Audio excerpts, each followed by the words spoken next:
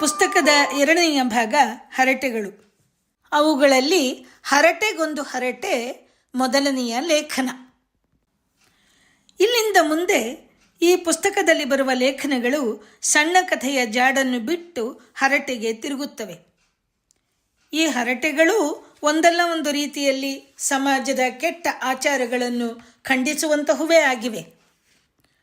ಎಲ್ಲಕ್ಕಿಂತ ಮೊದಲು ಹರಟೆಗೊಂದು ಮುನ್ನುಡಿಯನ್ನೂ ಬರೆದಂತಿದೆ ಈ ಹರಟೆಗಾಗಿ ಹರಟೆ. ಹರಟೆ ಮಾತು ಎಲ್ಲಿ ಪ್ರಾರಂಭವಾಗುತ್ತದೆ, ಎಲ್ಲಿ ಮುಗಿಯುತ್ತದೆ ಎನ್ನುವುದು ಪ್ರಾರಂಭಿಸಿದವರಲ್ಲಿ ಒಬ್ಬರಿಗೂ ನೆನಪಿನಲ್ಲಿ ಉಳಿಯುವುದಿಲ್ಲ ಎಂದುಕೊಳ್ಳುತ್ತೇನೆ. ಅಡಿಗೆ ಮನೆಯಿಂದ ಪ್ರಾರಂಭವಾದ ಹರಟೆ ಸಾಮಾಜಿಕ, ವೈದಿಕ, ರಾಜಕೀಯದ ಕ್ಷೇತ್ರಗಳನ್ನು ಬಿಡದೆ ಜಾಲಾಡಿ ಪುರಾಣ ಉಪನಿಷತ್ತುಗಳನ್ನು ಚರ್ಚೆಗೆ ಒಳಗು ಮಾಡಿ ತಮ್ಮ ಅನಿಸಿಕೆಗಳನ್ನು ಕೊಟ್ಟು ತಾವು ಹೇಳಿದ್ದೇ ಸರಿ ಎಂದು ಸಮರ್ಥಿಸಿಕೊಳ್ಳುವ ಮನೋಭಾವವೊಂದನ್ನು ಬಿಟ್ಟರೆ ಕೊನೆಯಲ್ಲಿ ಯಾರು ಏನು ಹೇಳಿದರು ಎಂದು ನೆನಪಿನಲ್ಲಿ ಉಳಿಯದೆ ಮುಗಿದರೆ ಅಷ್ಟೇ ಸರಿ. ಅದಿಲ್ಲದೆ ಯಾವುದೋ ಮಾತು ಎಲ್ಲಿಗೋ ತಿರುಗಿ ವೈಯಕ್ತಿಕತೆಯ ಹಂತದಲ್ಲಿ ದೂಷಣೆ ಪ್ರತಿದೂಷಣೆಗಳಿಗೆ ಬಂದು ನಿಂತರೆ ಕಷ್ಟ ಅಷ್ಟೆ. ಸುಳ್ಳು ಸಾಕ್ಷಿದಾರನನ್ನು ಚೇಳು ಕಡಿಯಿತು ಎಂದು ಹೇಳುವಾಗಿನ ಸಮರ್ಥನೆಯ ಮಾತುಗಳು ಸೊಗಸು. ಮಲೆನಾಡಿನಲ್ಲಿ ಹಾವುಗಳು ಹೆಚ್ಚು, ಬೆಳವಲದಲ್ಲಿ ಚೇಳು ಹೆಚ್ಚು. ಅಲ್ಲಿ ಯಾವುದಿದೆಯೋ ಅದು ಕಡಿಯುವುದು ಸ್ವಾಭಾವಿಕವಲ್ಲವೇ? ಅದನ್ನು ಬಿಟ್ಟು ಅದಕ್ಕೂ ಆ ವ್ಯಕ್ತಿ ಮಾಡಿದ ತಪ್ಪಿಗೂ ಸಂಬಂಧ ಕಲ್ಪಿಸುವುದು ಸರಿಯೇ ಎಂಬ ಪ್ರಶ್ನೆಯೂ ಸಹಜವೇ. ಯಾವುದೇ ಹರಟೆ ಪಾತಕ್ಕನ ಪಾಕಶಾಲೆಯಲ್ಲಿ ಆರಂಭವಾಗಿ ಪಾರ್ಲಿಮೆಂಟನ್ನೂ ಮುಟ್ಟಿ ಬರುತ್ತದೆ ಎನ್ನುವುದು ನಿಜ. ಅದರಲ್ಲೂ ಹೆಣ್ಣು ಮಕ್ಕಳು ಒಂದೆಡೆ ಮಾತಿಗೆ ಸೇರಿದರು ಎಂದರೆ ತಮ್ಮ ಮನೆಯ ಅಡಿಗೆ ಮನೆಯಿಂದ ಮೂಲೆ ಮನೆ ಮೀನಾಕ್ಷಮ್ಮನ ಮೂರನೇ ಮಗನಿಗೆ ಮದುವೆಯಾಗದ ಕಾರಣದ ತಳವನ್ನೂ ಕಂಡುಹಿಡಿಯಲು ಹೋಗುತ್ತದೆ ಎನ್ನುವ ಮಾತು ಸರ್ವವಿದಿತ. ನೆರೆಮನೆಯ ನಾಗಕ್ಕ 4 ಹಸಿಮೆಣಸಿನಕಾಯಿ ಸಾಲ ಕೇಳಲು ಬಂದು ಮಾತಿಗೆ ಆರಂಭಿಸಿದರೆ ಮತ್ತೆ ಮನೆಯ ಮುಖ ಕಾಣುವುದು ಹಲ ಗಂಟೆಗಳ ಮೇಲೆ ಎಂಬುದು ಯಾರಿಗೂ ಹಳತಲ್ಲ. ಹರಟೆಗೊಂದು ಹಳೆಯ ಹರಟೆ, ಬೇಂದ್ರೆಯವರ ಹರಟೆಗಳಿಗೊಂದು ಮುನ್ನುಡಿ. ಇಲ್ಲಿಯೂ ಬೇಂದ್ರೆಯವರ ವಿವರಣೆಯ ಜಾಣ್ಮೆಯಂತಹವರನ್ನು ಬೆರಗುಗೊಳಿಸುವಂತಹುದು. ಕತೆಗಳಿಗಿರುವಂತೆ ಹರಟೆಗೆ ಮುನ್ನುಡಿ ಬೇಕಿಲ್ಲ ಎನ್ನುವ ಮಾತನ್ನು ಸಮರ್ಥಿಸುತ್ತಲೇ ಹರಟೆಯ ಉಗಮ ಪಾಶ್ಚಾತ್ಯದಲ್ಲಾದುದು, ಆದ್ದರಿಂದ ಅಲ್ಲಿಯ ಲಲನಾಮಣಿಗಳಂತೆ ಇದರ ಹಣೆಗೂ ಕುಂಕುಮವಿರಬೇಕಾಗಿಲ್ಲ, ಅಂದರೆ ಮುನ್ನುಡಿ ಬೇಕಾಗಿಲ್ಲ.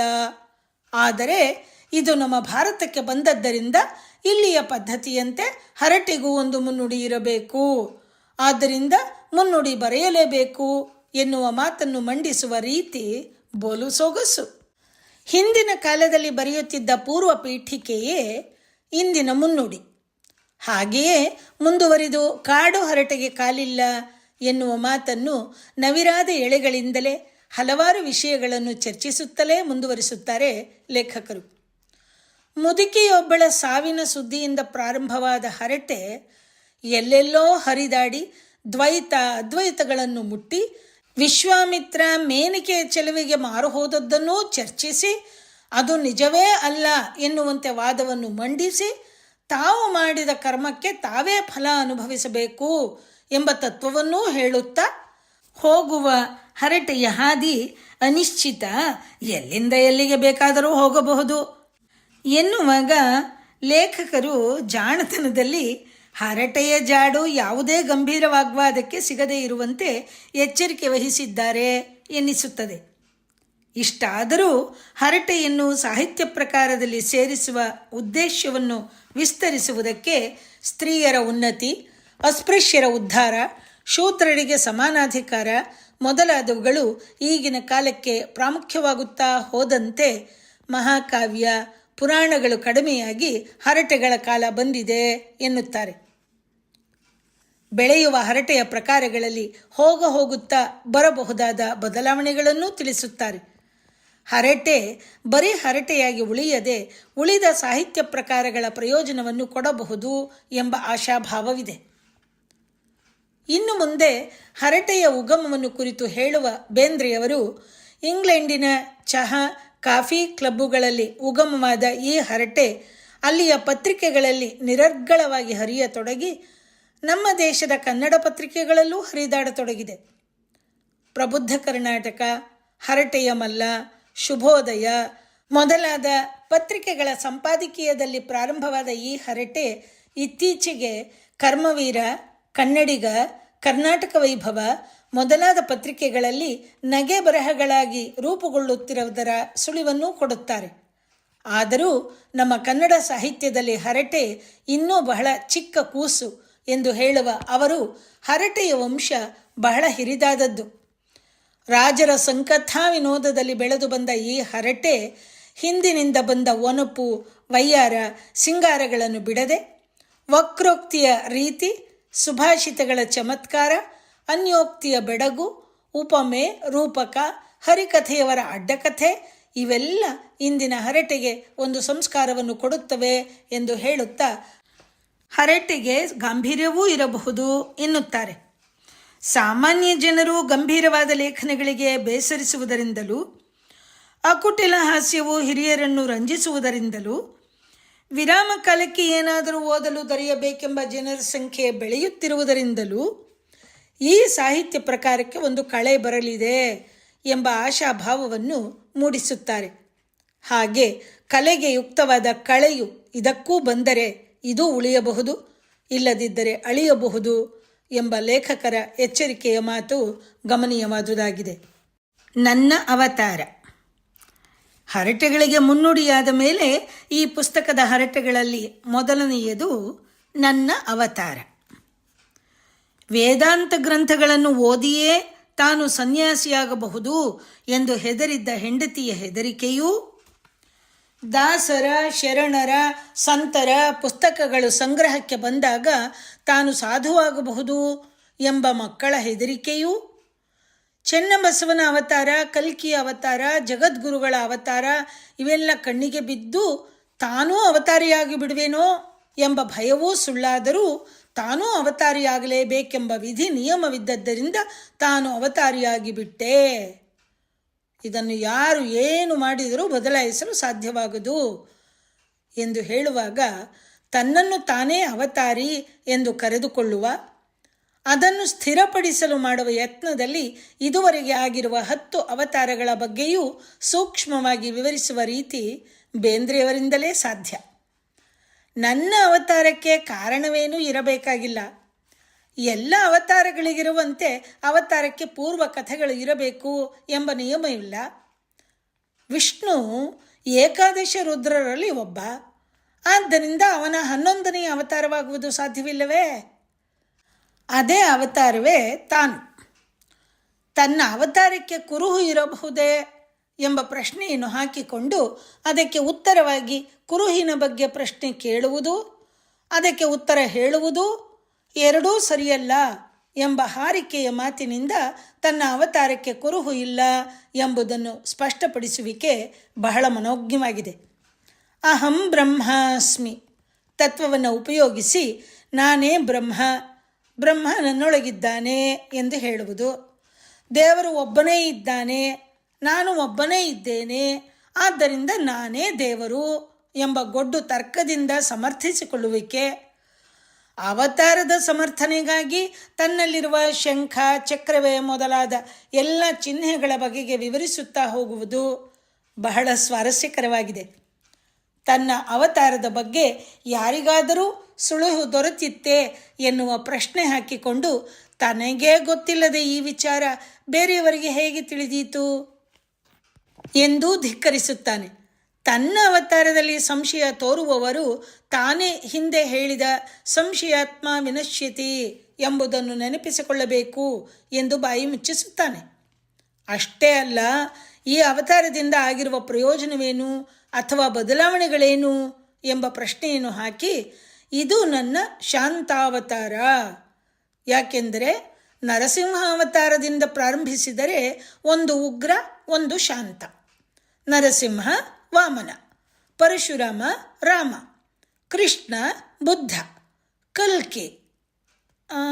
ಆದಮೇಲೆ ಒಂದು ಸೌಮ್ಯಾವತಾರದ ಅಗತ್ಯ ಇದೆ ಅಲ್ವೇ, ಅದೇ ನಾನು ಎಂಬ ತರ್ಕ ಬಹಳ ಮನೋಜ್ಞವಾಗಿದೆ.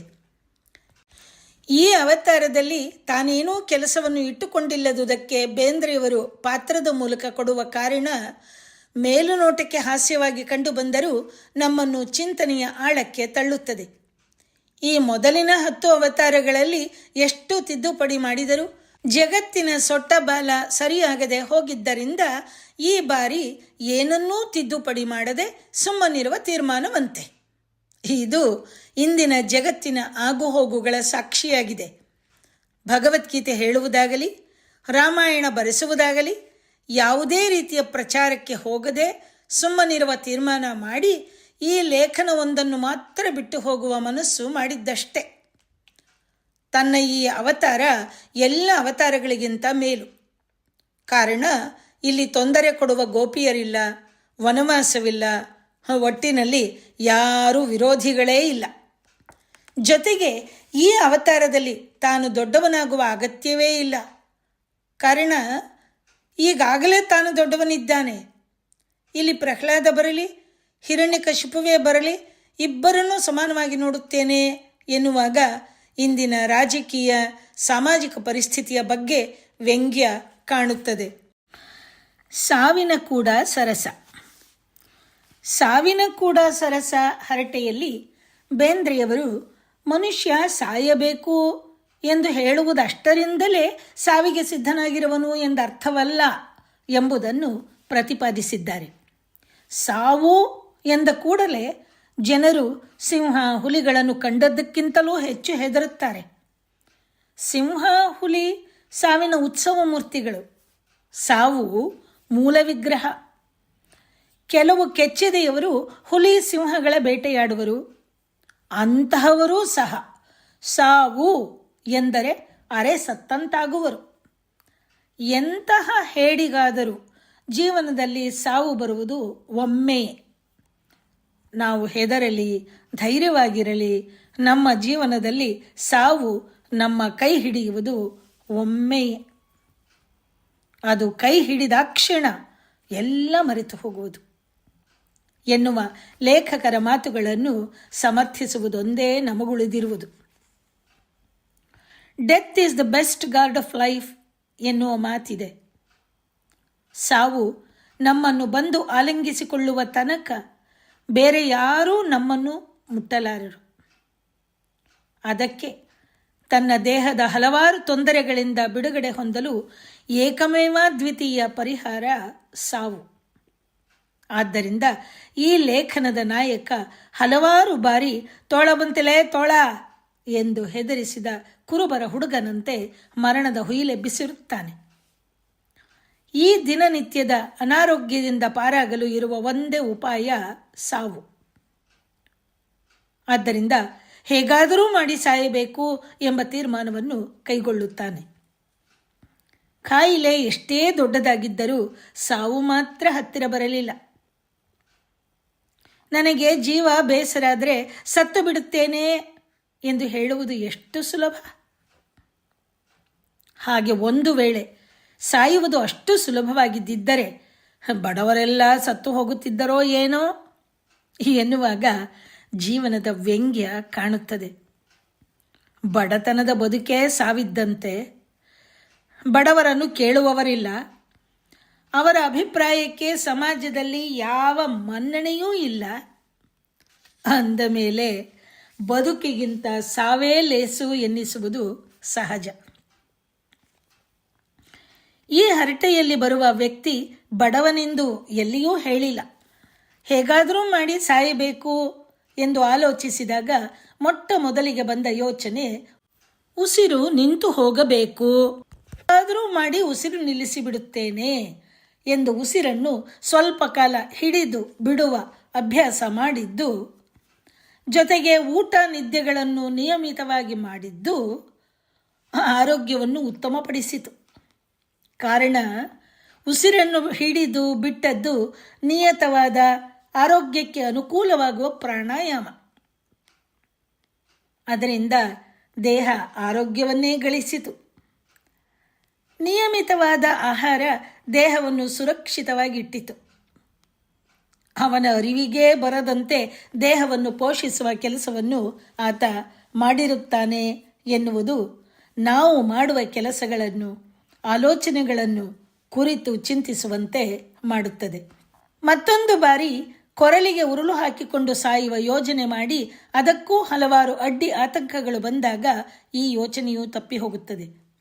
ನಂತರ ತನ್ನನ್ನು ತಾನೇ ಗುಂಡಿಟ್ಟುಕೊಳ್ಳುವ ಆಲೋಚನೆ, ವಜ್ರವನ್ನು ಅರೆದು ಕುಡಿಯುವ ಯೋಚನೆ, ಇವುಗಳಿಗೂ ಒಂದಲ್ಲ ಒಂದು ಅಡ್ಡಿ ಆತಂಕಗಳು ಬಂದು ಆ ಯತ್ನಗಳು ವಿಫಲವಾಗುತ್ತವೆ.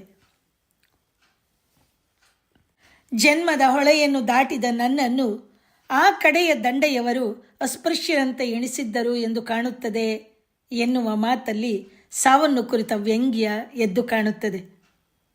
ಗ್ರಹಣ, ಧೂಮಕೇತುಗಳು ಬಂದಾಗ ಆಸಕ್ತಿಯಿಂದ ನೋಡುವ ಜನ ಜನ್ಮದಲ್ಲಿ ಒಮ್ಮೆ ಬರುವ ಸಾವನ್ನು ಯಾಕೆ ಸಂಭ್ರಮದಿಂದ ನೋಡುವುದಿಲ್ಲ ಎನ್ನುವಾಗ ಸಾವಿನ ಬಗ್ಗೆ ನಮ್ಮ ಹೆದರಿಕೆಯನ್ನು ಸ್ಫುಟಗೊಳಿಸುತ್ತಾರೆ ಲೇಖಕರು. ಕೆರೆ ಬಾವಿಗಳನ್ನು ನೋಡಿಕೊಳ್ಳೋಣ ಎಂದು ಯೋಚಿಸಿದರೆ ಸಾಮಾನ್ಯ ಜನಕ್ಕೆ ಉಪಯೋಗವಾಗುವ ನೀರು ಕೆಟ್ಟು ಹೋಗುವುದಿಲ್ಲವೇ? ತಾನು ತನ್ನ ಸ್ವಾರ್ಥಕ್ಕಾಗಿ ಎಲ್ಲರಿಗೂ ಆಧಾರವಾಗಿರುವ ನೀರನ್ನು ಹಾಳುಗೆಡುವುದು ಸರಿಯೇ? ಗುಂಡು ಹಾರಿಸಿಕೊಂಡರೆ ಸರಿಯಾಗಿ ಹಾರಿ ಸತ್ತರೆ ಸರಿ, ಸಾಯದ ಉಳಿದು ಬಿಟ್ಟರೆ ವಜ್ರವನ್ನು ನುಂಗಿ ಸಾಯಬಹುದು. ಆದರೆ ಒಂದು ಬಡ ಜೀವದ ಬಲಿಗೆ ಅತ್ಯುತ್ಕೃಷ್ಟವಾದ ವಜ್ರವನ್ನು ಹಾಳು ಮಾಡೋದು ಸರಿಯಲ್ಲ. ಹೀಗೆ ಹಲವಾರು ತೊಂದರೆಗಳಿಂದ ತಾನು ಸಾಯುವುದು ತಪ್ಪಿ ಹೋದಾಗ ತನ್ನಷ್ಟಕ್ಕೆ ತಾನು ಈಗ ಆರೋಗ್ಯವಂತನಾಗಿರುವುದರ ಅರಿವಾಗುತ್ತದೆ. ಅಂದರೆ ಇಷ್ಟೆಲ್ಲ ದಿನಗಳೂ ಸಾಯುವ ಹೆಸರಿನಲ್ಲಿ ತನ್ನ ಬದುಕನ್ನು ಉತ್ತಮಪಡಿಸಿಕೊಳ್ಳುತ್ತಿದ್ದುದರ ಅರಿವಾಗುತ್ತದೆ. ಅಂದರೆ ಸಾವು ತನ್ನ ಬಳಿಗೆ ಬರಲು ಹೆದರುತ್ತಿದೆ. ಕಾರಣ ತನ್ನಿಂದ ಏನೋ ಮಹತ್ ಕಾರ್ಯವಾಗಬೇಕಾಗಿದೆ ಎನ್ನಿಸಿ ಸಾಯುವ ಯೋಚನೆಯನ್ನು ಕೈಬಿಡುತ್ತಾನೆ. ಅಂದರೆ ನಾವು ಸಾಯಲು ಉತ್ಸುಕರಲ್ಲ, ಅಥವಾ ಸಾವನ್ನು ತೆರೆದ ತೋಳುಗಳಿಂದ ಆಲಿಂಗಿಸಲೂ ಸಿದ್ಧವಿಲ್ಲ. ಆದರೆ ಜೀವನದಲ್ಲಿ ಒಂದಿಷ್ಟು ಕಷ್ಟ ಬಂದಾಗ ನಾನು ಸತ್ತು ಹೋಗುತ್ತೇನೆ ಎಂದು ಮಾತ್ರ ಹೇಳುತ್ತೇವೆ. ಇದು ಅಭಾವ ವೈರಾಗ್ಯ. ಯಾಕೊಲ್ಲೆ ಅಂದರೆ ಇಲ್ಲದ್ದಕ್ಕೊಲ್ಲೆ, ನನಗೆ ಜೀವನ ಸಖ್ಯವಲ್ಲ ಆದ್ದರಿಂದ ಬೇಡ ಎಂದು ಹೇಳುತ್ತೇವೆಯೇ ಹೊರತು ಸಾವು ನಮಗೆ ಬಹಳ ಪ್ರಿಯ ಎಂದಲ್ಲ ಎನ್ನುವುದೇ ತಾತ್ಪರ್ಯ. ಸತ್ತರೆ ಸಾಕಾಗಿದೆ, ಇನ್ನು ಕಷ್ಟದ ಬದುಕಾದರೂ ಏಕೆ ಬೇಕು, ಹೇಗಾದರೂ ಸತ್ತರೆ ಸಾಕು ಎಂದೆಲ್ಲ ಯೋಚಿಸುತ್ತಾ ರಸ್ತೆಯನ್ನು ಹಾಯುವಾಗ ಯಾವುದೋ ಒಂದು ವಾಹನ ಅಡ್ಡ ಬಂದರೆ ಕೂಡಲೇ ಹಿಂದಕ್ಕೆ ಓಡಿ ನಮ್ಮನ್ನು ನಾವು ರಕ್ಷಿಸಿಕೊಳ್ಳುತ್ತೇವೆ. ಸತ್ತರೆ ಸಾಕು ಎಂದು ಬಾಯಿ ಹೇಳುವುದು ಸಾಯಬೇಕು ಎಂದಲ್ಲ, ಜೀವನ ಹಸನಾಗಲಿಲ್ಲವಲ್ಲ ಎಂಬ ಕೊರತೆಯ ನಿರೂಪಣೆ. ಮಾನಪತ್ರ ಸಮಾರಂಭ. ಇನ್ನು ಮುಂದಿನ ಹರಟೆ ಮಾನಪತ್ರಗಳನ್ನು ಕುರಿತದ್ದು. ತಮಗೆ ಇಷ್ಟವಾಗದುದನ್ನು ಬೇರೆ ಯಾವುದೋ ವಿಷಯವನ್ನು ಮುಂದಿಟ್ಟುಕೊಂಡು ವಿವರಿಸುವಂತೆ ಬೇಂದ್ರೆಯವರು ಈ ಹರಟೆಯಲ್ಲಿ ಹೇಳಿರುವ ಒಂದೊಂದು ಮಾತನ್ನು ಮತ್ತೆ ಮತ್ತೆ ಕೇಳಬೇಕೆನಿಸುತ್ತದೆ, ಹೇಳಬೇಕೆನಿಸುತ್ತದೆ, ಓದಬೇಕು ಎನಿಸುತ್ತದೆ. ಅವರ ಕರ್ತವ್ಯದ ಕಾಟವನ್ನಾಗಲಿ, ಕಿಂಕರ್ತವ್ಯತಾ ಮೂಢರ ಕಾಟವನ್ನಾಗಲಿ ತಪ್ಪಿಸಿಕೊಳ್ಳಲು ಇರುವ ಉಪಾಯ ಎಂದರೆ ಸನ್ಮಾನ ಪತ್ರಗಳನ್ನು ಕೊಡುವುದು. ಇದು ಶಿಷ್ಟ ಸಮ್ಮತವಾದ ಮಾರ್ಗ ಎನ್ನುವುದನ್ನು ತಿಳಿದುಕೊಂಡೆ ಎನ್ನುವ ಮಾತು ನಮ್ಮ ಕಣ್ಣನ್ನು ತೆರೆಸುತ್ತದೆ. ಪ್ರಾಕೃತದಲ್ಲಿ ಆಡಲು ಅಸಹ್ಯ ಎನಿಸುವ ಮಾತುಗಳನ್ನು ಆಡಲು ಜನ ಸಂಸ್ಕೃತ ಅಥವಾ ಇಂಗ್ಲಿಷ್ ಬಳಸುವಂತೆ ಕರ್ತವ್ಯದ ಕಾಟವನ್ನು ತಪ್ಪಿಸಿಕೊಳ್ಳಲು ಈ ಮಾನಪತ್ರ ಎಂಬ ಲೇಖಕರ ಮಾತು ಮಾನಪತ್ರದ ಬಗೆಗಿನ ಅಭಿಪ್ರಾಯವನ್ನು ಸ್ಪಷ್ಟಪಡಿಸುತ್ತದೆ. ಮಿತ್ರರೊಬ್ಬರು ಜೈಲಿನಿಂದ ಹೊರಬಂದಾಗ ಅವರಿಗೆ ಸನ್ಮಾನ ಮಾಡಬೇಡವೇ ಎಂಬ ಪ್ರಶ್ನೆ ಬಂದು ಅದನ್ನು ಕೊಡಲು ತಮಗೆ ಅರ್ಹತೆ ಇಲ್ಲ ಎಂಬ ಮಾತನ್ನು 4 ಅಂಶಗಳೊಂದಿಗೆ ಸಮರ್ಥಿಸಿದಾಗ ಮಿತ್ರರೊಬ್ಬರ ಸಲಹೆ ನ ಪತ್ರ ಕೊಡೋಣ. ಅಲ್ಲಿಗೆ ಮಾನ ಪತ್ರದ ಅರ್ಥ ತಿಳಿಯಿತು ಎನ್ನುವ ಬೇಂದ್ರೆಯವರು ಅದನ್ನು ಹೀಗೆ ವಿವರಿಸುತ್ತಾರೆ. ಮಾ ಅಂದರೆ ಲಕ್ಷ್ಮಿ, ನ ಅಂದರೆ ಇಲ್ಲ, ಅಥವಾ ಮಾ ಅಂದರೆ ಇಲ್ಲ, ನ ಅಂದರೆ ಇಲ್ಲ. 2 ನಕಾರದ ದ್ವಿರುಕ್ತಿ, ನಮ್ಮಿಂದ ಏನೂ ಆಗದು ಎಂಬ ಅರ್ಥ. ಹೀಗೆ ಮಾನಪತ್ರದ ಅರ್ಥವಿರಬೇಕು ಎಂದು ತಿಳಿದ ಮೇಲೆ ಸಿಕ್ಕವರಿಗೆ ಮಾನಪತ್ರವನ್ನು ಕೊಡಲು ನಾನು ಕೈ ತೊಳೆದುಕೊಂಡು ಮುಂದಾದೆ ಎನ್ನುತ್ತಾರೆ ಲೇಖಕರು. ಅದು ತಿಳಿದಾದ ಮೇಲೆ ನನ್ನಲ್ಲಿದ್ದ ನೌಕರನಿಗೂ ಒಂದು ಮಾನಪತ್ರ ಕೊಟ್ಟೆ ಎಂದವರು ಹೇಳುತ್ತಾರೆ. ಅವನ ಅವಗುಣಗಳನ್ನೇ ಗುಣಗಳನ್ನಾಗಿ ಮಾರ್ಪಡಿಸಿ ಮಾನಪತ್ರ ಕೊಟ್ಟ ಮಾದರಿಯನ್ನು ಓದಿದ ಯಾರಿಗೂ ಅದರ ಹಿಂದಿರುವ ಮಾನಪತ್ರದ ಕುರಿತ ಅಭಿಪ್ರಾಯ ಅರಿವಾಗುತ್ತದೆ. ಮಾನಪತ್ರವನ್ನು ಪಡೆಯುವ ಅರ್ಹತೆ ಇರದವರಿಗೆ ಮಾನಪತ್ರ ಕೊಡಬೇಕಾಗಿ ಬರುವ ದಾಕ್ಷಿಣ್ಯದ ಸಂದರ್ಭದ ವಿವರಣೆ ಮನ ಮುಟ್ಟುವಂತಿದೆ. ಇಲ್ಲಿ ಬೇಂದ್ರೆಯವರ ಮಾತುಗಳಲ್ಲೇ ಅವರು ಕೊಟ್ಟೆ ಎಂದು ಹೇಳುವ ಮಾನಪತ್ರದ ನಕಲನ್ನು ಓದಿದರೆ ಸೊಗಸು ಇಮ್ಮಡಿಸುತ್ತದೆ. ಇವನು ಬಹಳ ಪ್ರಾಮಾಣಿಕನು, ಯಾವಾಗಲೂ ಸೆರೆ ಕುಡಿದು ಮನೆ ಕಾಯುತ್ತಾ ಬಿದ್ದುಕೊಂಡಿರುತ್ತಿದ್ದನು. ಇವನು ನಿರೀಕ್ಷನಿದ್ದರೂ ಇವನಿಗೆ ಬಹಳ ಅನುಭವ ಬರಲೆಂದು ನಾನೇ ನಮ್ಮಲ್ಲಿಯ ಕೆಲಸದಿಂದ ಬಿಡುಗಡೆ ಮಾಡಿರುವೆನು. ಬೇಕಾದವರು ಇವನನ್ನು ತಮ್ಮಲ್ಲಿ ಆಳಾಗಿ ಇಟ್ಟುಕೊಳ್ಳಬಹುದು. ಇದು ಮಾನಪತ್ರವೇ ಆಗುವುದಾದರೆ ಮಾನಪತ್ರದ ಬೆಲೆಯನ್ನು ತಿಳಿಯಬಹುದು. ಈ ಉದಾಹರಣೆಯ ಮೂಲಕ ಮಾನಪತ್ರಗಳ ಬೆಲೆ ಎಷ್ಟು ಎಂಬುದರ ಅರಿವನ್ನು ಬಹಳ ಸುಂದರವಾಗಿ ಮಾಡಿಕೊಡುತ್ತಾರೆ ಬೇಂದ್ರೆಯವರು. ವಯಸ್ಸು ಮಾಗಿ ಇನ್ನೇನು ಸಾಯಬೇಕು ಎಂದಿರುವವರಿಗೆ ಮಾನಪತ್ರದ ಹಂಬಲ. ಅವರು ಅದನ್ನು ತೆಗೆದುಕೊಳ್ಳದೆ ಸತ್ತರೆ ದೆವ್ವವಾಗಿ ಕಾಡಬಹುದು ಎಂಬ ಅನಿಸಿಕೆಯಿಂದ ಯಾವನಾದರೊಬ್ಬ ದೀನ ದಾಸನು ಅವರಿಗೆ ಮಾನಪತ್ರವನ್ನು ಕೊಡುತ್ತಾನೆ ಎನ್ನುತ್ತಾರೆ. ಎಂದರೆ ಮಾನಪತ್ರ ಪಡೆಯುವಲ್ಲಿ ಅರ್ಹತೆಗಿಂತ ಅನಿಸಿಕೆಗಳಿಗೆ ಪ್ರಾಮುಖ್ಯತೆ ಇರುತ್ತದೆ. ಇನ್ನೂ ಮುಂದೆ ಹೋಗುತ್ತಾ ಬೇಂದ್ರೆಯವರು ಊಟದಲ್ಲಿ ಚಿತ್ರಾಹುತಿ, ನಮಸ್ಕಾರ ಮಾಡಿದರೆ ಆಶೀರ್ವಾದ, ಹೆಸರಿನ ಹಿಂದೆ ರಾ ಇಲ್ಲ ರಾ, ದೇವರಿಗೆ ನೈವೇದ್ಯ, ಯಾರಾದರೂ ಏನಾದರೂ ಮಾಡಿದರೆ ಮಾನಪತ್ರ, ಇವೆಲ್ಲವನ್ನು ಇಷ್ಟವಿರಲಿ ಇಲ್ಲದಿರಲಿ ಮಾಡಲೇಬೇಕು ಎನ್ನುವಾಗ ಮಾನಪತ್ರ ಎನ್ನಿಸಿಕೊಳ್ಳುವುದು ಯಾವ ಮಟ್ಟದಲ್ಲಿ ನಮ್ಮ ಸಾಹಿತ್ಯಕ ಸಮಾಜವನ್ನು ಆಕ್ರಮಿಸಿಕೊಂಡಿದೆ ಎಂಬುದರ ಅರಿವಾಗುತ್ತದೆ. ಇತ್ತೀಚೆಗೆ ಬಂದಿರುವ ಕೈಯಲ್ಲಿ ಕೊಂಡೊಯ್ಯುವ ಕ್ಯಾಮರಾ, ಮಡಿಸುವ ಹಾಸಿಗೆ ಇತ್ಯಾದಿಗಳಂತೆ ಇತ್ತೀಚೆಗೆ ಕಂಡುಬರುವ ಸ್ವಯಂಮಾನ ಪದ್ಧತಿಯ ಬಗ್ಗೆ ವಿವರಿಸುತ್ತಾರೆ. ಜಗತ್ತಿನಲ್ಲಿ ಆಗಿದ್ದನ್ನೆಲ್ಲ ತಾವೇ ಮಾಡಿದವರು ಎಂಬಂತೆ ಯಾವುದೋ ಒಂದು ರೀತಿಯಲ್ಲಿ ಹೇಳಿಕೊಳ್ಳುವವರು ಸ್ವಯಂ ಮಾನ ಪದ್ಧತಿಯವರು ಎನಿಸಿಕೊಂಡರೆ, ತಮಗೆ ದೊರಕಿದ ಪ್ರಶಸ್ತಿ ಪತ್ರಗಳು, ಪತ್ರಿಕೆಯಲ್ಲಿ ಬಂದ ತಮ್ಮ ಹೆಸರನ್ನು ಬಂದ ಹೋದಲ್ಲಿ ಎಲ್ಲರಿಗೂ ತೋರಿಸುವವರು ತಟಸ್ಥ ಮಾನಪತ್ರ ಪದ್ಧತಿಯವರು ಎನಿಸಿಕೊಳ್ಳುತ್ತಾರೆ. ಎಲ್ಲ ಪ್ರಮುಖರ ನಿಂದೆ ಮಾಡಿ ತಮ್ಮ ಪ್ರಶಂಸೆಯಾಯಿತು ಎಂದು ತಿಳಿದುಕೊಳ್ಳುವವರು ಅವಧೂತ ಅಥವಾ ದಿಗಂಬರ ಪದ್ಧತಿಯವರು ಎನಿಸಿಕೊಳ್ಳುವರು.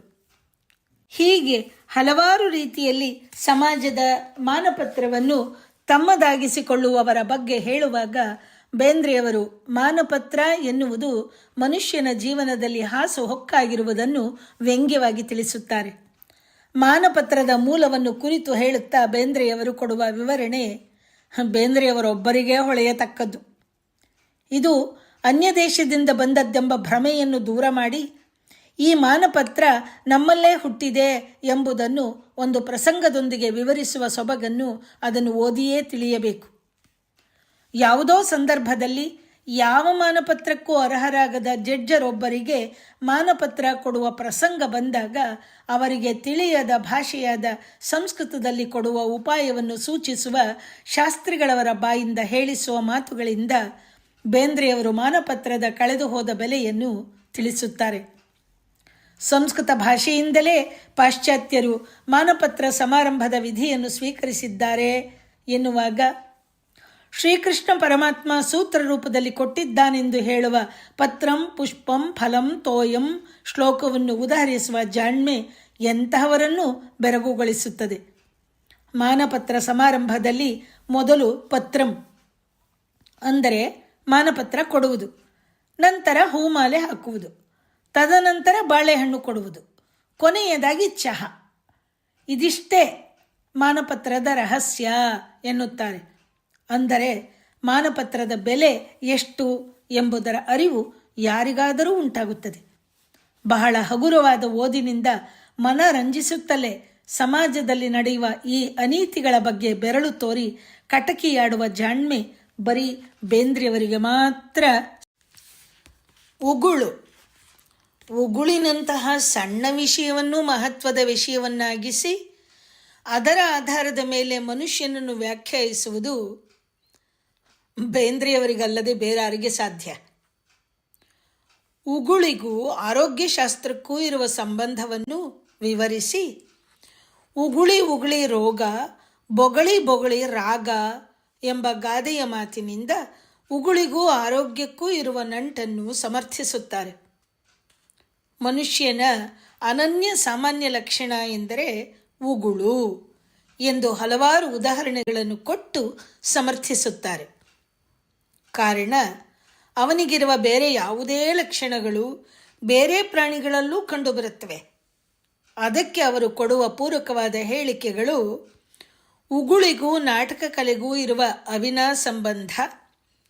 ಅದರಲ್ಲೂ ನಾಟಕ ಶಾಲೆಯಲ್ಲಿ ಉಗುಳಬಾರದು ಎಂದು ಬರೆದಿರುವುದಕ್ಕೆ ಟೀಕೆ.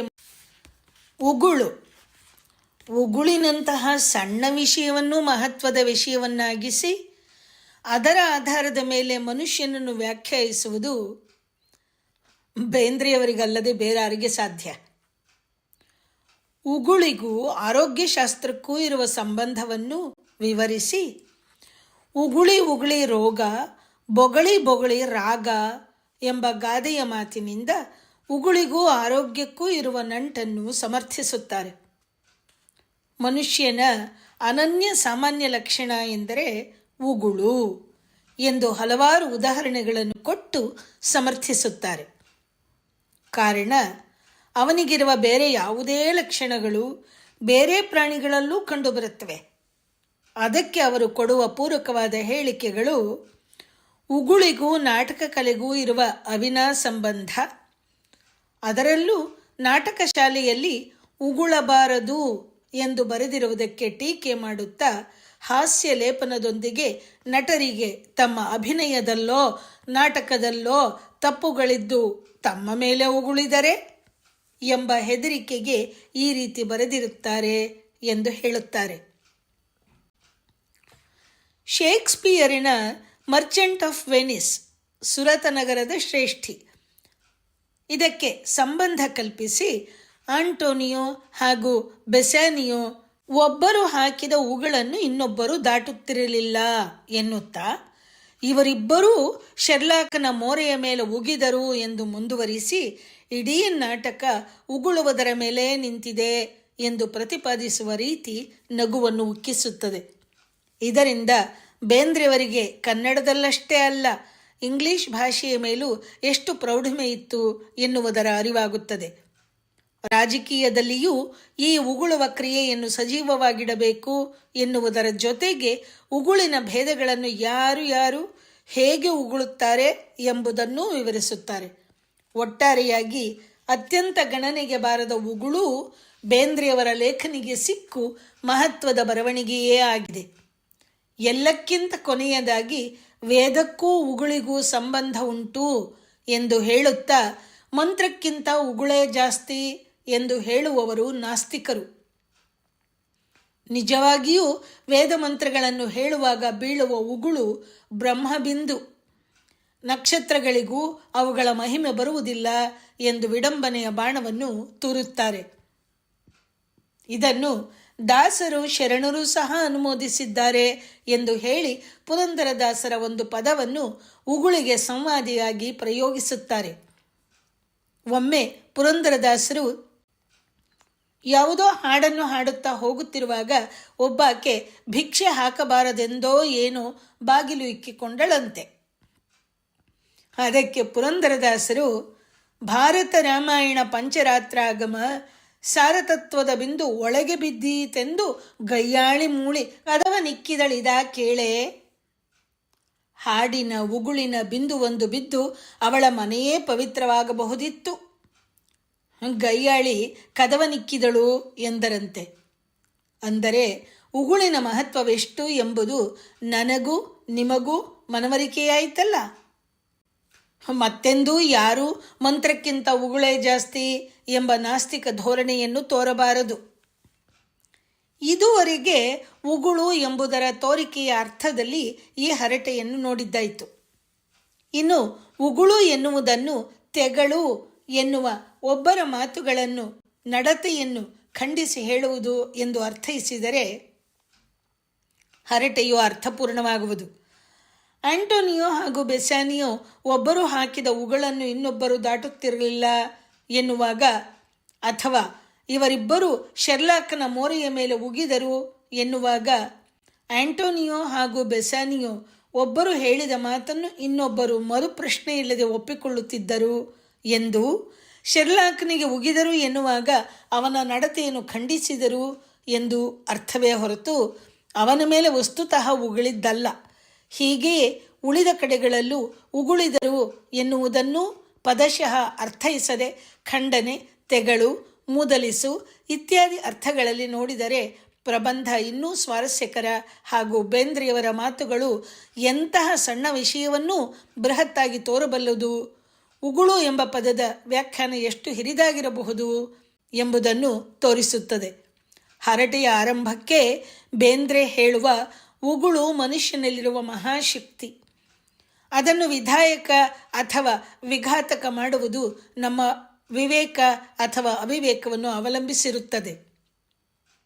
ಉಗುಳುವುದು ಮನುಷ್ಯನ ಲಕ್ಷಣ ಎಂಬ ನುಡಿಗಳು ಬೇಂದ್ರೆಯವರು ಮನುಷ್ಯನ ಬಾಯಲ್ಲಿ ಉಂಟಾಗುವ ಸಲೈವ ಅಂದರೆ ಎಂಜಲನ್ನು ಮೀರಿ ಆಂತರ್ಯದ ಮಾತನ್ನು ಹೇಳುತ್ತಿರುವುದು ಅರಿವಾಗುತ್ತದೆ. ಕಸಬರಿಗೆಗೂ ಆಧ್ಯಾತ್ಮಕ್ಕೂ ಒಂದು ವಿಶೇಷ ಸಂಬಂಧವನ್ನು ಕಲ್ಪಿಸಿ ಬರೆದಿರುವ ಈ ಲೇಖನ ಸಣ್ಣದಾದರೂ ನಮ್ಮ ವೈಚಾರಿಕತೆಯನ್ನು, ನಮ್ಮ ಆಚರಣೆಗಳನ್ನು ಪ್ರಶ್ನಿಸಿಕೊಳ್ಳುವಂತೆ ಮಾಡುತ್ತದೆ.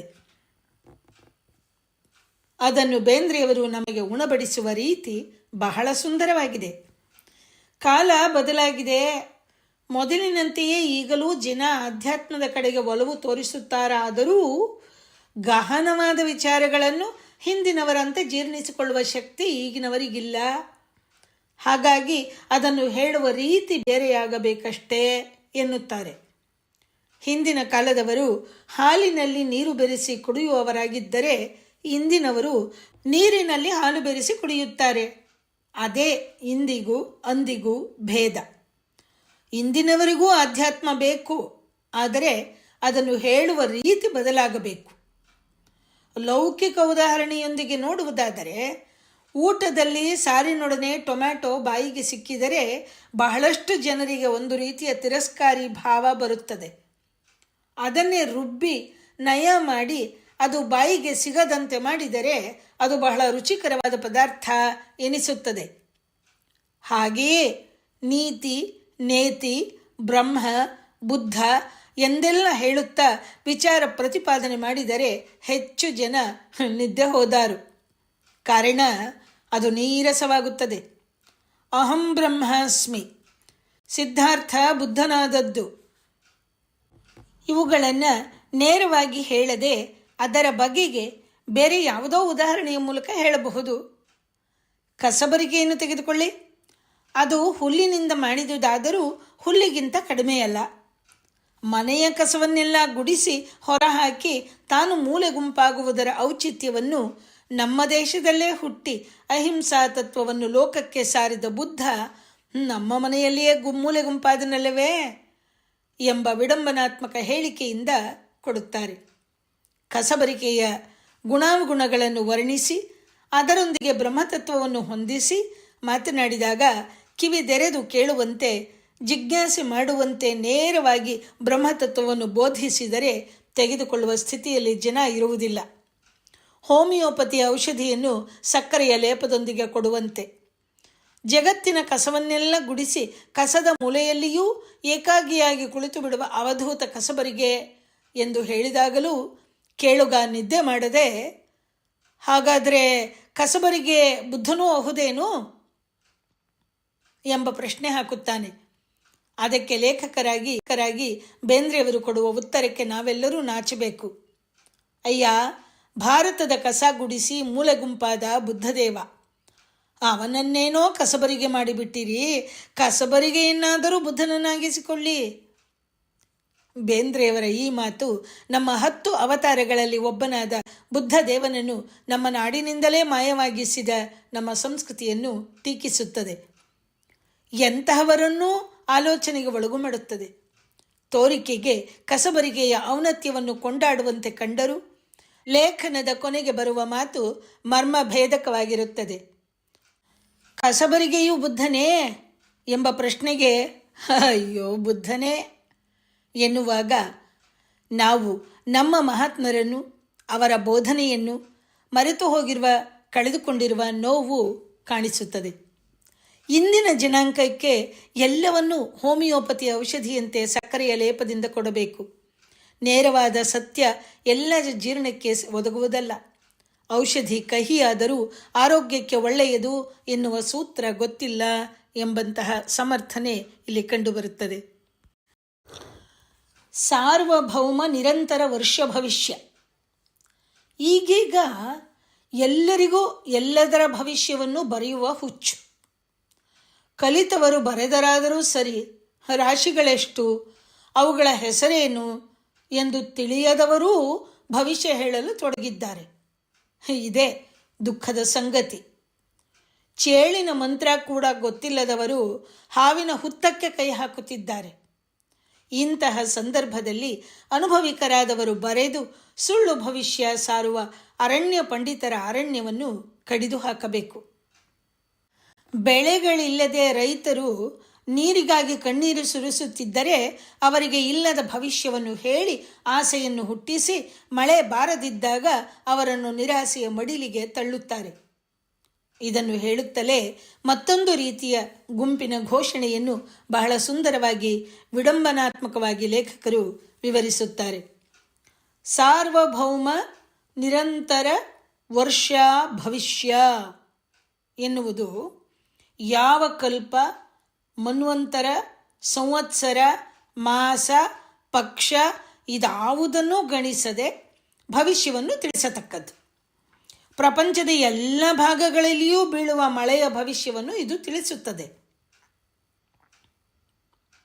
ಆದರೆ ಇಷ್ಟು ವ್ಯಾಪಕವಾದ ಭವಿಷ್ಯವನ್ನು ಹೇಳುತ್ತಿರುವುದರಿಂದ 1-2 ದಿವಸಗಳ ಹೆಚ್ಚು ಕಮ್ಮಿಯಾದರೂ ಆದೀತು ಎಂದು ಹೇಳುವಾಗಲೇ ತಮ್ಮ ಭವಿಷ್ಯದ ಬಗ್ಗೆ ಯಾವ ಜವಾಬ್ದಾರಿಯನ್ನೂ ಹೊರದಿರುವಂತೆ ಈ ವರ್ಷಕ್ಕೆ ಹೇಳಿದ ಭವಿಷ್ಯ ಮುಂದಿನ ವರ್ಷದಲ್ಲಾದರೂ ನಿಜವಾದೀತು ಎಂದು ವ್ಯಂಗ್ಯವಾಗಿ ನುಡಿಯುತ್ತಾರೆ. ಎಲ್ಲಿ ಬೇಕಾದರೂ ಈ ಭವಿಷ್ಯದ ಪ್ರತಿಯನ್ನು ತೂಗಿ ಹಾಕಿಕೊಳ್ಳಬಹುದು. ಅದೂ ಸಾಧ್ಯವಿರದಿದ್ದವರು ಪ-ಚ-ಸ-ದ-ತ್ರ ಮಂತ್ರವನ್ನು ಪಠಣ ಮಾಡಬೇಕು ಎನ್ನುತ್ತಾರೆ. ಯಾಕೆಂದರೆ ಯಾವ ದೇಶದವರು ಯಾವ ಕಾಲಕ್ಕೂ ಮಳೆ ಯಾವಾಗ ಬರುತ್ತದೆ ಎಂದು ಕೇಳಿದರೆ ಪ-ಚ-ಸ-ದ-ತ್ರ ಎಂದು ನಿರ್ಭಯವಾಗಿ ಹೇಳಬಹುದು. ಕಾರಣ ಪ ಅಂದರೆ ಪಂಚಮಿ, ಚ ಅಂದರೆ ಚತುರ್ಥಿ, ಸ ಅಂದರೆ ಸಪ್ತಮಿ, ದ ಅಂದರೆ ದಶಮಿ, ತ್ರ ಅಂದರೆ ತ್ರಯೋದಶಿ. ಇದನ್ನು ಹೇಳಿ ತಿಥಿಗಳು ಆಚೀಚೆಯಾದೀತು ಎಂದೂ ಹೇಳಬೇಕು. ಒಂದು ವೇಳೆ ಯಾರಾದರೂ ಈ ಭವಿಷ್ಯ ಸುಳ್ಳಾಯಿತು ಎಂದು ಹೇಳಿದರೆ ಆ ಯಂತ್ರವನ್ನು ಹಿಂದಕ್ಕೆ ತೆಗೆದುಕೊಳ್ಳುತ್ತೇವೆ. ಕಾರಣ ಇದು ಸುಳ್ಳು ಯಂತ್ರವಲ್ಲ, ಎಲ್ಲಿ ಯಾವಾಗ ಮಳೆಯಾಗಿದೆ ಎಂಬುದನ್ನು ಖಂಡಿತ ತಿಳಿಸುತ್ತದೆ. ಜೊತೆಗೆ ಈ ಭವಿಷ್ಯ ನುಡಿಯುವ ಯಂತ್ರ ಸುಳ್ಳು ಎಂದು ಹೇಳುವವರಿಗೆ ಬಬಲಾದಿಯ ಜಂಗಮರು ಕೊಡುವ ಶಾಪಗಳು ಹತ್ತುತ್ತವೆ ಎಂಬುದು ನೆನಪಿರಲಿ. ಇವೆಲ್ಲ ಮಾತುಗಳಿಂದ ಈ ಹರಟೆಯುದ್ದಕ್ಕೂ ವ್ಯಂಗ್ಯವೇ ತಾಂಡವವಾಡುತ್ತಿರುವುದು ಕಂಡುಬರುತ್ತದೆ. ಈ ಯಂತ್ರ ಬಹಳ ಸತ್ಯವಾದುದು. ಯಾಕೆಂದರೆ ಮಳೆ ಬಿದ್ದ ಮೇಲೆ ಎಲ್ಲಿ ಬಿದ್ದಿತು ಎಂದು ಹೇಳುತ್ತದೆ ಎನ್ನುವಾಗ ಒಂದೆರಡು ದಿನಗಳು ಆಚೀಚೆಯಾದರೇನು ಎನ್ನುವಾಗ ತಡೆದಿಟ್ಟ ನಗು ಹೊರಹೊಮ್ಮುತ್ತದೆ. ಹಸ್ತ ಸಾಮುದ್ರಿಕದ ಪ್ರಥಮ ಪಾಠಗಳು. ಜನರಲ್ಲಿ ಹಸ್ತ ಸಾಮುದ್ರಿಕದ ಬಗ್ಗೆ ಇರುವ ಕಲ್ಪನೆಗಳನ್ನು, ನಿರೀಕ್ಷೆಗಳನ್ನು ಬಹಳ ಸುಂದರವಾಗಿ ವಿವರಿಸುವ ಹರಟೆಯೇ ಹಸ್ತ ಸಾಮುದ್ರಿಕದ ಪ್ರಥಮ ಪಾಠಗಳು. ಬೇರೆಯವರಿಗೆ ಒಂದು ಕೈ ತೋರಿಸುತ್ತೇನೆ ಎಂದು ಹೇಳುವ ಜನ ಹಸ್ತ ಸಾಮುದ್ರಿಕನಿಗೆ ತಮ್ಮ ಕೈ ತೋರಿಸಿದ್ದನ್ನು ಮುಚ್ಚಿಡುತ್ತಾರೆ. ಕಾರಣ ತಮ್ಮ ಗುಟ್ಟು ಬೇರಾರಿಗೂ ತಿಳಿಯದೇ ಇರಲಿ ಎಂದು. ಹಸ್ತ ಸಾಮುದ್ರಿಕನಿಗೆ ಇರಬೇಕಾದ ಗುಣಗಳ, ಕೈ ತೋರಿಸುವವನಿಗೆ ಇರಬೇಕಾದ ನಂಬಿಕೆಗಳ ಬಗ್ಗೆ ಹೇಳುತ್ತಾ ಸಾಮುದ್ರಿಕ ಯಾವ ರೀತಿಯಲ್ಲಿ ತನ್ನ ಮಾತುಗಳನ್ನು ತೂಗಿಸಿಕೊಂಡು ಹೋಗುತ್ತಾನೆ, ಹೋಗಬೇಕು ಎನ್ನುವುದನ್ನು ವಿಶ್ಲೇಷಿಸುತ್ತಾರೆ. ಇಲ್ಲಿ ಹಸ್ತ ಸಾಮುದ್ರಿಕದ ಬಗ್ಗೆ ಬೇಂದ್ರೆಯವರಿಗಿರುವ ಜ್ಞಾನದ ಪರಿಚಯವಾಗುತ್ತದೆ. ಅವರು ವಿವರವಾಗಿ ಕೈನಲ್ಲಿರುವ ರೇಖೆಗಳು, ಶಂಖ, ಚಕ್ರ, ನಡುಗಡ್ಡೆಗಳು ಮೊದಲಾದವು ಎಲ್ಲವನ್ನು ಕುರಿತು ಹೇಳುವಾಗ ಅವರ ಈ ಶಾಸ್ತ್ರದ ಜ್ಞಾನವನ್ನು ಕಂಡು ಆಶ್ಚರ್ಯವೆನಿಸುತ್ತದೆ. ಇನ್ನು ಹಸ್ತ ಸಾಮುದ್ರಿಕ ಯಾರಿಗೆ ಏನು ಬೇಕು ಎನ್ನುವುದನ್ನು ಅವರು ಮಾತುಕತೆಯಿಂದಲೇ ತಿಳಿದು ಜಾಣ್ಮೆಯಿಂದ ಮಾತನಾಡುವ ರೀತಿಯನ್ನು, ಎಷ್ಟು ಯಾವುದು ಬೇಕೋ ಯಾವುದು ಬೇಡವೋ ಅದಷ್ಟನ್ನು ತಿಳಿದು ಹೇಳಬೇಕು ಎಂದು ಹೇಳುತ್ತಾ, ಒಂದು ವೇಳೆ ತಾವು ಹೇಳಿದ್ದಕ್ಕೆ ಮತಭೇದ ಬಂತು ಎಂದರೆ ಅವರ ಹಸ್ತವೇ ಆಗಿದೆ ಎಂದು ಹೇಳಿ ತಾವೇನೂ ಹಣಕ್ಕಾಗಿ ಆ ವೃತ್ತಿಯನ್ನು ಮಾಡುತ್ತಿಲ್ಲ, ಶಾಸ್ತ್ರದಲ್ಲಿ ಹಾಗೆ ಹೇಳಿದೆ ಎಂದು ಸಮರ್ಥಿಸಿಕೊಳ್ಳಬೇಕು ಎನ್ನುತ್ತಾರೆ. ಹಸ್ತ ಸಾಮುದ್ರಿಕರು ಮಾಡುವ, ವ್ಯವಹರಿಸುವ ರೀತಿಯನ್ನು ಬಯಲಿಗೆಳೆಯುತ್ತಾ ಅವರ ಜಾಣ್ಮೆಯ ವ್ಯವಹಾರವನ್ನು ಜಾಣ್ಮೆಯಿಂದಲೇ ಹೇಳಿ ಮುಗಿಸುತ್ತಾರೆ ಬೇಂದ್ರೆಯವರು. ಬೇಂದ್ರೆಯವರ ಹರಟೆಗಳೂ ಒಂದು ರೀತಿಯಲ್ಲಿ ವಿಮರ್ಶೆಗಳಾಗಿವೆ ಎಂದರೆ ತಪ್ಪಾಗಲಾರದು. ಹರಟೆಗಳಲ್ಲಿ ಕೊನೆಯದು ವಿಮರ್ಶೆ ಹೇಗೆ ಮಾಡಬೇಕು. ವಿಮರ್ಶೆ ಹೇಗೆ ಮಾಡಬೇಕು, ಈ ತಲೆಬರಹವನ್ನು ಓದಿದ ನನಗೆ ನಾನು ಮಾಡುತ್ತಿರುವುದು ಏನು ಎಂಬ ಸಂಶಯ ಬರತೊಡಗಿತು. ಬೇಂದ್ರೆಯವರಂತಹ ಹಿರಿಯರ ಪುಸ್ತಕವನ್ನು ಕುರಿತು ನಾನು ಚರ್ಚಿಸಲು ತೊಡಗಿದ್ದೇನೆ. ಇಂತಹ ಪರಿಸ್ಥಿತಿಯಲ್ಲಿ ಈ ಬರಹವೂ ಇದ್ದದ್ದು ನನಗೆ ಬೋಧಕಪ್ರದವಾಯಿತು ಎಂದೇ ಹೇಳಬೇಕು. ಈ ಪ್ರಬಂಧದಲ್ಲಿ ಆಗಲೇ ಲೇಖಕರು ಕರೆದಿರುವಂತೆ ಹರಟೆಯಲ್ಲಿ ವಿಮರ್ಶೆ ಎನ್ನುವುದು ಹೇಗಿರಬೇಕು ಎಂಬುದರ ಬಗ್ಗೆ ವಿಮರ್ಶಾತ್ಮಕವಾಗಿ, ವಿಡಂಬನಾತ್ಮಕವಾಗಿ ಬೇಂದ್ರೆಯವರು ಸೊಗಸಾಗಿ ವಿವರಿಸಿದ್ದಾರೆ. ಅಲ್ಲದೆ ಅವರು ಹೇಳುವಂತೆ ಲೇಖಕರು ವಿಮರ್ಶೆಗಾಗಿ ಎಂದೇ ಬರೆದ ಪುಸ್ತಕವನ್ನು ನೀಡಿದರೆ ಅದು ಸ್ವಾಮಿ ನನ್ನ ಪುಸ್ತಕ ಮುದ್ರಿತವಾಗಲು ನೆರವಾಗಿ ಅವಶ್ಯವಾಗಿ ನನ್ನನ್ನು ಹೊಗಳಿ, ಆ ಶಿಷ್ಟಾಚಾರದ ಧೈರ್ಯವಿಲ್ಲದಿದ್ದರೆ ಸುಮ್ಮನಾಗಿಯಾದರೂ ಇರಿ ಎಂಬ ಸಂಕೇತವಿದ್ದಂತೆ ಎಂದು ಹೇಳುವಾಗ ನಮ್ಮಲ್ಲಿ ವಿಮರ್ಶೆಗಳು ಎಷ್ಟು ಪ್ರಾಮಾಣಿಕವಾಗಿರುತ್ತವೆ ಎಂಬುದನ್ನು ಪ್ರಶ್ನಿಸುವಂತೆ ಮಾಡುತ್ತದೆ. ಅದರಲ್ಲಿ ಅವರ ಬಗೆಗಿನ ಶ್ಲಾಘನೆಯನ್ನೇ ನಿರೀಕ್ಷಿಸಿರುತ್ತಾರೆ ಎಂಬ ಮಾತು ಸತ್ಯ. ಯಾವುದೇ ವಿಮರ್ಶಕ ಕೃತಿಯ ಬಗೆಗೆ ನಿಜವನ್ನು ಹೇಳಲಾರ, ಅದು ಸಭ್ಯತೆಯೂ ಅಲ್ಲ. ಅದಕ್ಕೆ ಅವರು ಕೊಡುವ ಉದಾಹರಣೆ ಸುಂದರವಾಗಿದೆ. ಚಿಕ್ಕ ಹುಡುಗಿಯನ್ನು ನಿನ್ನ ಗಂಡನ ಹೆಸರೇನೇ ಎಂದು ಕೇಳಿದರೆ ಅವಳು ಯಾವುದೋ ಒಂದು ಹೆಸರನ್ನು ಸಲೀಸಾಗಿ ಹೇಳಿಬಿಡುತ್ತಾಳೆ, ಯಾಕೆಂದರೆ ಅದು ಸುಳ್ಳು.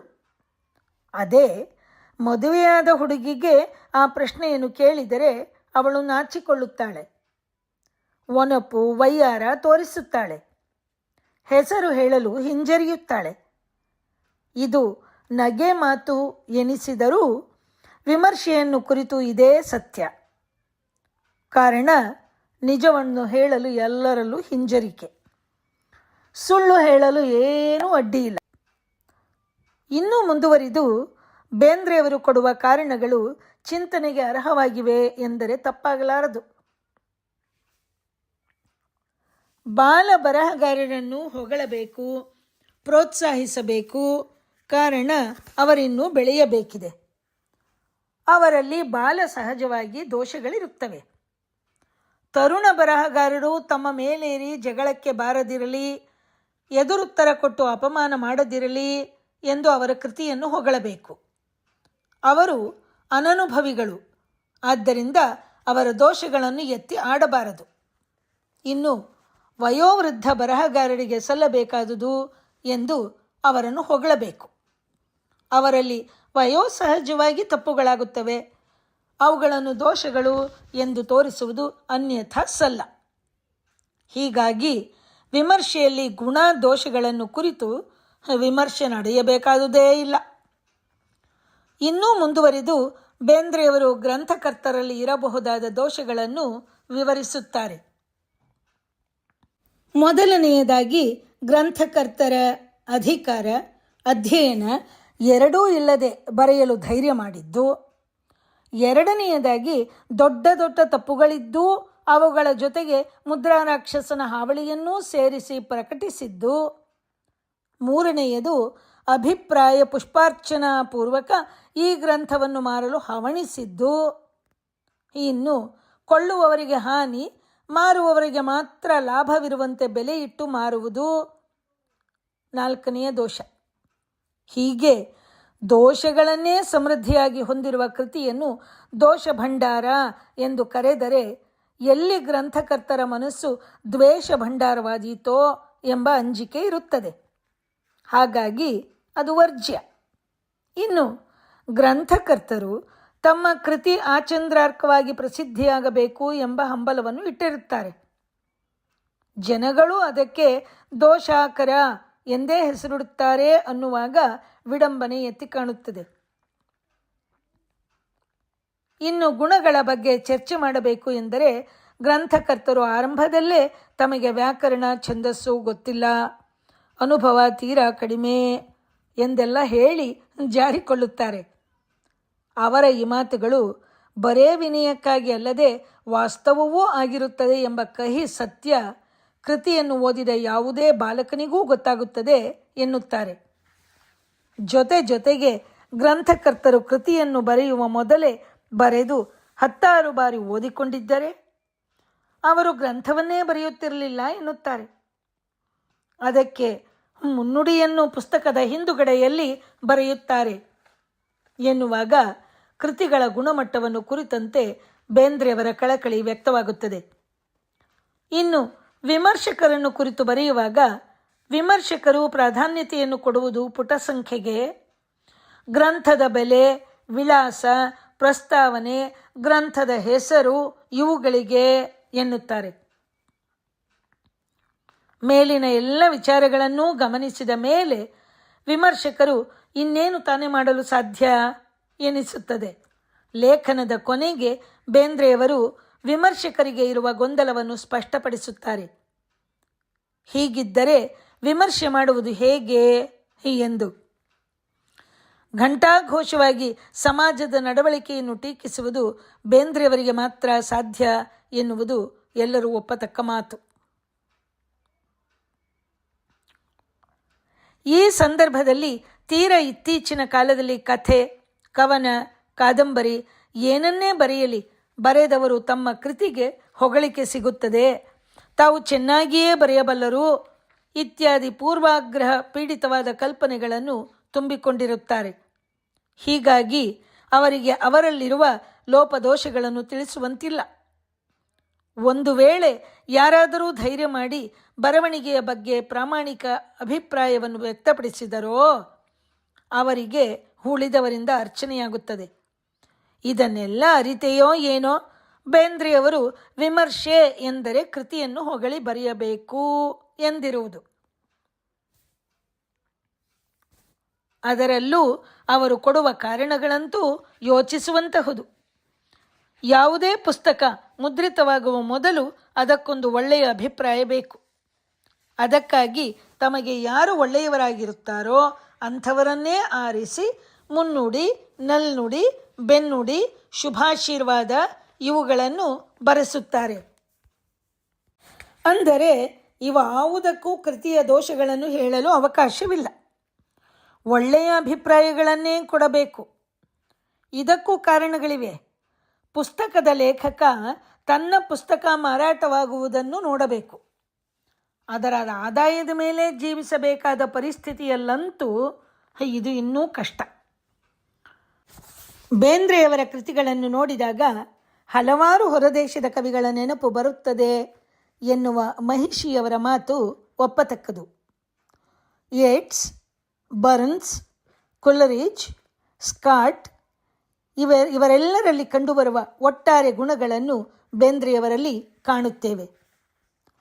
ಜೀವನದ ಎಲ್ಲ ಶಕ್ತಿಯನ್ನು ಆಮೂಲಾಗ್ರವಾಗಿ ಇತಿಮಿತಿ ಇಲ್ಲದೆ ಎಲ್ಲ ಬಗೆಯ ಸಿದ್ಧಿಗಾಗಿ ಹಾತೊರೆಯುವ ಹಿರಿಯ ಆಸೆ ಈ ಮನೋಧರ್ಮದಲ್ಲಿದೆ ಎನ್ನುವ ಪ್ರೊಫೆಸರ್ ರಂ ಶ್ರೀ ಮುಗಳಿಯವರ ಮಾತು. ಬೇಂದ್ರೆಯವರು ನಿಜವಾದ ಕವಿ. ಇವರು ಆಡುವ ಮಾತುಗಳನ್ನೆಲ್ಲ ಕಾವ್ಯವಾಗಿಸುವ ಮನೋಧರ್ಮ ಇವರಲ್ಲಿದೆ ಎನ್ನುವ ಮಾಸ್ತಿಯವರ ಮಾತುಗಳು ಇಂಗ್ಲಿಷ್ ಕವಿ ಕೊಲರಿಜ್ನಿಗೂ ಅನ್ವಯಿಸುತ್ತದೆ. ಬೇಂದ್ರೆಯವರ ಪ್ರತಿಭೆ ಎಷ್ಟು ವಿಶ್ಲೇಷಕವೋ ಅಷ್ಟೇ ಸಂಶ್ಲೇಷಕವೂ ಹೌದು. ಬೇಂದ್ರೆಯವರೇ ಹೇಳುವಂತೆ, mine is but a flowers wish to leave some seeds behind.